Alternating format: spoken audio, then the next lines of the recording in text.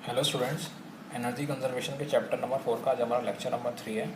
इससे पहले वीडियोस में हम लोगों ने पंप सेक्शन, जो पंप वाला सेक्शन था, उसको कवर कर लिया था, जिसमें हम लोगों ने reciprocating pump, centrifugal pump, pump क्या होता है और ये देख लिया था। ठीक है, साथ में हम लोगों ने अपना एक नया टॉपिक स्टार्ट कर दिया था, एयर कंप्रेसर। ठीक है, तो मैंने आप लोगों को बता दिया कि एयर कंप्रेसर क्या होता है। ठीक है, एयर कंप्रेसर क्या करता है, हमारी जो एयर है उसको क्या करता है, कंप्रेस करता है। और कंप्रेस करने की मदद से क्या होता है स्टूडेंट्स, जो उसका प्रेशर होता है और जो उसका टेम्परेचर होता है, वो दोनों चीज़ क्या हो जाती है, इंक्रीज़ हो जाती है, जिससे हमें क्या मिलता है, हाई प्रेशर एयर मिल जाती है। ठीक है, लो प्रेशर से कंप्रेस करने की वजह से। इसमें हम लोगों ने दो टाइप देखे थे उसके, इससे ठीक है स्टूडेंट, हमने क्या देखा, दो देखा थे कि एयर कंप्रेसर के हमारे दो टाइप होते हैं, रेसिप्रोकेटिंग एयर कंप्रेसर और रोटेटरी एयर कंप्रेसर। ठीक है, इसमें हम लोगों ने देख लिया था single action single stage RAC। आज हम लोग देखेंगे रोटेटरी एयर कंप्रेसर के कुछ पार्ट्स को। ठीक है स्टूडेंट्स, तो हमारा पहला पार्ट है रूट्स ब्लोअर AC। तो आज हम लोग देखेंगे रूट ब्लोअर एयर कंप्रेसर। ठीक है, ये रोटेटिंग का है। तो चलिए इसकी कंस्ट्रक्शन देखते हैं। यहाँ से क्या है, ये हमारी हाई प्रेशर आउटलेट वॉल्व है, यहाँ से हमारी ये लो प्रेशर इनलेट है।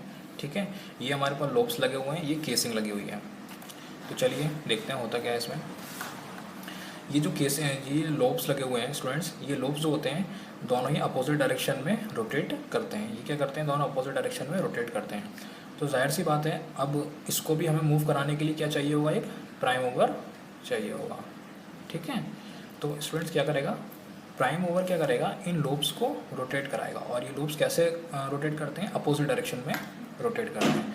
तो प्राइम मूवर की मदद से क्या होगा, ये लोब्स जो होंगे हमारे रोटेट होंगे। तो उस रोटेट की वजह से क्या होगा, जो लो प्रेशर होगा, लो प्रेशर एयर होगी, वो कहाँ से करेगी, यहाँ से इनलेट होना शुरू हो जाएगी हमारी। ठीक है, तो जैसे ही इनलेट होना शुरू हो जाएगी तो केसिंग, तो उसके बाद क्या होगा, यहाँ इसके अंदर ये एयर हमारी आ जाएगी। ठीक है स्टूडेंट्स, उसके बाद क्या होगा कि हमारी जो एयर होगी वो क्या होगी, कंप्रेस होना स्टार्ट हो जाएगी। ठीक है, यहाँ से एयर क्या हुई, इनलेट हुई, एंटर हुई।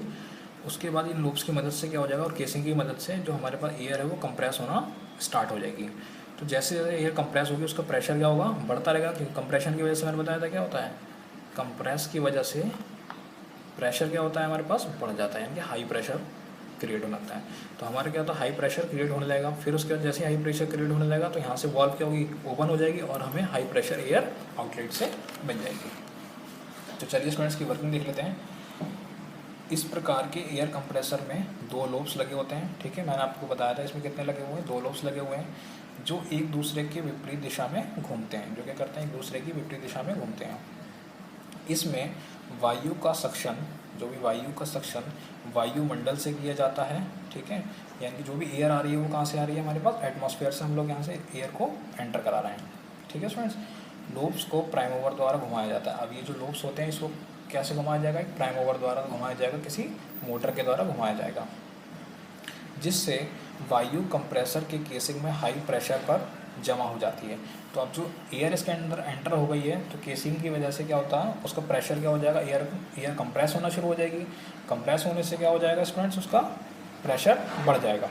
ठीक है, तो आउटलेट वाल्व क्या हो जाएगी, ओपन हो जाएगी और हमें डिलीवरी पाइप से क्या मिल जाएगी, एक एयर जो होगी, हाई प्रेशर एयर प्राप्त हो जाएगी स्टूडेंट्स। ठीक है, तो ये हमारा था rotors blower air compressor. Next हमारा है वेन ब्लोअर एयर कंप्रेसर। तो चलिए इसकी कंस्ट्रक्शन को हम लोग समझते हैं।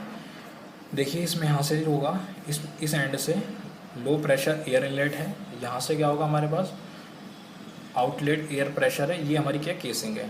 ठीक है, ये हमारी क्या केसिंग है, और साथ में हमें क्या लगी हुई है, यहाँ पर वेन लगी हुई है। यहाँ पे क्या लगे हुए हैं, हमारे पास वेन लगे हुए हैं, और ये क्या लगी हुई है, हमारे पास डिस्क लगी हुई है। तो स्टूडेंट इस डिस्क को कुछ इस तरीके से बनाया गया है, मतलब इस डिस्क में कुछ इस तरीके से वेन्स लगे हुए हैं। ये जो वेन लगी हुई हैं डिस्क में, जो है हमने वेन लगा रखी है। ठीक है, तो ये वेन जो होती है मूवेबल वेन होती हैं, मतलब अंदर बाहर ये दोनों की तरफ मूव कर सकती हैं। ठीक है, अंदर भी जाती हैं और ये बाहर भी निकलती हैं, जो ये हमारे पास वेन लगी होती हैं। और ये वेन किसके अंदर लगी होती हैं, ये जो हमारे पास डिस्क दे रखी हुई है इसमें लगी होती हैं। ठीक है, तो देखो होता क्या है इसके अंदर कि जो हमारा ये डिस्क है ये क्या करती है, रोटेट करती है। यानी कि जो वेन होती हैं, ये जो वेन होती है हमारी क्या होती हैं, मूवेबल होती हैं। तो जब ये मूव करेंगी प्राइम मूवर की मदद से, तो लो प्रेशर क्या होगा, यहाँ से इनलेट होगा। ठीक है, लो प्रेशर एयर इनलेट होगी, तो यहाँ पर एयर चली जाएगी। जो ये ब्लैंक यहाँ स्पेस है इसमें एयर चली जाएगी हमारी। ठीक है स्टूडेंट्स, जब ये इस तरीके से घूमना शुरू होगा। तो जैसे यहाँ से एयर अंदर जाएगी ये घूमना, तो एयर क्या हो जाएगी यहाँ पर ट्रैप्ड हो जाएगी। एयर ट्रैप्ड होने की वजह से क्या हो जाएगी, एयर कंप्रेस होना स्टार्ट हो जाएगी, फिर ये थोड़ा सा और मूव करेगा।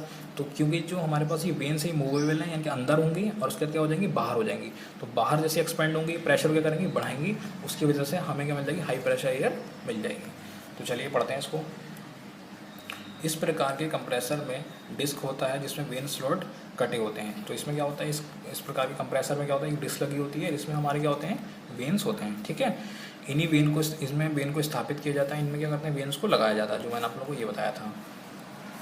वेन मूवेबल होती हैं, यानी कि मूव कर सकती हैं, ये मूव कर सकती हैं। ठीक है, जब वायुमंडल में वायु प्रवेश करता है, यानी कि यहाँ से एटमॉस्फेयर से हमारी एयर क्या होगी, एंटर होगी, तब प्राइम मूवर द्वारा, जो प्राइम मूवर होगा वो क्या करेगा, डिस्क को रोटेट कराएगा। तो जैसे ही ये डिस्क स्टूडेंट्स हमारी रोटेट होगी, डिस्क क्या होगी, हमारी रोटेट होगी, तो जो ये हमारे पास वेन्स लगी हुई है क्या होंगी, अंदर की तरफ को मूव करेंगी। ठीक है, डिस्क में वेन सम्मिलित मूढ़न से एयर संपीड़ित हो जाती है। तो अब क्या हो जाएगा, हमारे पास डिस्क एवं वेन इस तरीके से घूमती हैं कि जो ट्रैप्ड एयर है, जो इसके अंदर क्या फंसी हुई है, जो ट्रैप्ड एयर फंसी हुई है, वो क्या होना हो सकती है, कंप्रेस होना शुरू हो जाती है एवं उच्च दाब पर वायु आउटलेट से प्राप्त हो जाती है। और उसके बाद हमें क्या मिल जाती है, हाई प्रेशर पर एयर मिल जाती है आउटलेट डिलीवरी पाइप से। नेक्स्ट है हमारा एक्सियल फ्लो एयर कंप्रेसर। ठीक है, तो कुछ देखो इसकी संरचना ही कुछ देखो, यहाँ से क्या है, ये थोड़ा सा बड़ा है और यहाँ से क्या है, थोड़ा छोटा है। तो यहाँ से क्या होगी, लो प्रेशर इनलेट है, यानी कि यहाँ से लो प्रेशर एयर इनलेट होगी, और यहाँ हमें क्या मिलेगी, हाई प्रेशर एयर इनलेट मिलेगी। ये इसकी केसिंग है। तो इसकी केसिंग की जो संरचना है, स्ट्रक्चर है कुछ इस तरीके से है कि यहाँ से थोड़ा सा यहाँ से स्पेस बड़ा है और यहाँ से क्या है, ये छोटा है। इसमें देखो क्या लगे हुए हैं, ये ब्लेड लगे हुए हैं। देखो फिक्स्ड ब्लेड जो लगे हुए हैं वो केसिंग में लगे हुए हैं, और जो मूवेबल ब्लेड लगे हुए हैं ड्रम में लगे हुए हैं। ये क्या है, हमारा ड्रम है।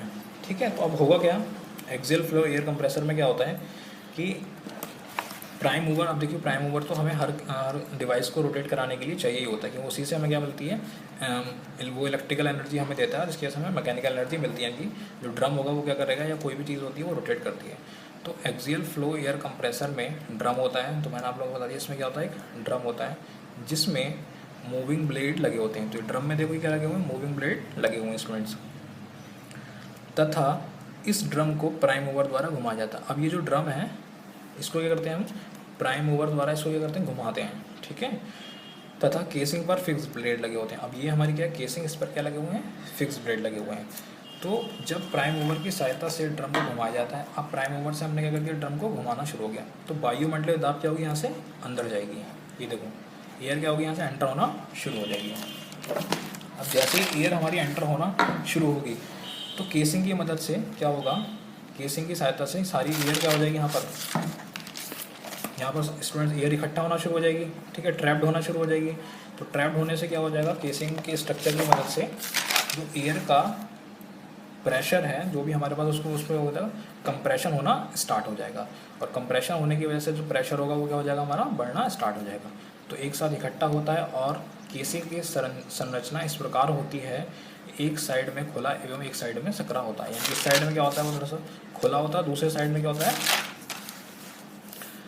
संकरा होता है। ठीक है, जिससे कंप्रेस्ड एयर उच्च दाब के साथ डिलीवरी हो जाती है। अब क्या हो जाएगा, हमारे पास जो एयर होगी वो कंप्रेस होना शुरू हो जाएगी, और कंप्रेस होने के बाद वो क्या मिल जाएगी, हमें डिलीवरी पाइप से मिल जाएगी। ठीक है स्टूडेंट्स, इसका उपयोग कहाँ पर है, देखो एयरक्राफ्ट इंजन में किया जाता है, और गैस टरबाइन प्लांट में इसका यूज़ हम कर सकते हैं। अगला अपना टॉपिक है find leakage in air compressor. ठीक है, अगर आपको लीकेज पता करनी है एयर कंप्रेसर में, तो कैसे कर सकते हैं, तो कितनी परसेंटेज लीकेज हो रही है, वो T/T + स्मॉल t × 100। ठीक है, एक तो ऐसे कर सकते हैं। अगर हम इसको परसेंटेज में नहीं करना चाहेंगे, तो उसके लिए हमारा फॉर्मूला है T/T + T × Q, और जो इसका यूनिट डायमेंशन आएगी वो आएगी मीटर/मिनट। यहाँ पर स्टूडेंट्स Q क्या होता है, हमारे पास कंप्रेसर कैपेसिटी है, यानी कि जो भी आपने कंप्रेसर लगाया है उसकी कितनी क्षमता है, कितनी कैपेसिटी है उसकी। ठीक है, T क्या होता है, time on load in minute, जैसे कि अगर आपको किसी टायर को या किसी चीज़ को भरने में जितना टाइम लग रहा है लोड में। उसके बाद स्मॉल t क्या होगा, time on unload in minute, उसको खाली होने में कितना टाइम लग रहा है। ठीक है, वहाँ से हवा को बाहर जाने में। नेक्स्ट है अल्ट्रासोनिक लीकेज डिटेक्टर। अब देखो अल्ट्रासोनिक लीकेज डिटेक्टर क्या करते हैं, ये लीकेज को चेक करते हैं। ठीक है, मान लो कि कोई भी चीज़ है जहाँ पर अगर हमारी एयर जो हो रही है वो लीक हो रही है, तो उसमें हम अल्ट्रासोनिक लीकेज डिटेक्टर को लगा देंगे और उसको लगाने के बाद क्या होगा, जहाँ पर भी एयर लीकेज हो रही होगी वहाँ पर क्या हो जाएंगे, हम अल्ट्रासोनिक वेव्स हमें मिल जाएंगी, ठीक है। तो वो डिटेक्ट कर लेगा कि यहाँ से क्या हो रही है, लीकेज हो रही है, नहीं हो रही है तो कोई बात नहीं होगी। अल्ट्रासोनिक लीकेज डिटेक्टर में लीकेज टेस्ट अल्ट्रासोनिक कंपन, तो वही अल्ट्रासोनिक वेव्स के द्वारा, अल्ट्रासोनिक वाइब्रेशन के द्वारा किया जाता है, ठीक है।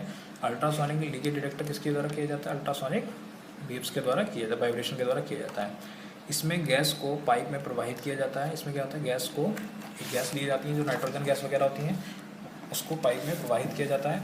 अगर बहने वाली गैस में, यानी कि जो हमारी गैस फ्लो हो रही है उसमें अल्ट्रासोनिक वाइब्रेशन आएंगी, ठीक है, अल्ट्रासोनिक वाइब्रेशन आएंगी तो लीकेज है, और अगर नहीं आ रही है तो लीकेज हमारी नहीं है स्टूडेंट्स, ठीक है स्टूडेंट। तो हमने अपने चैप्टर नंबर 4 के 2 पार्ट कवर कर लिए हैं, एक पंप और एयर कंप्रेसर।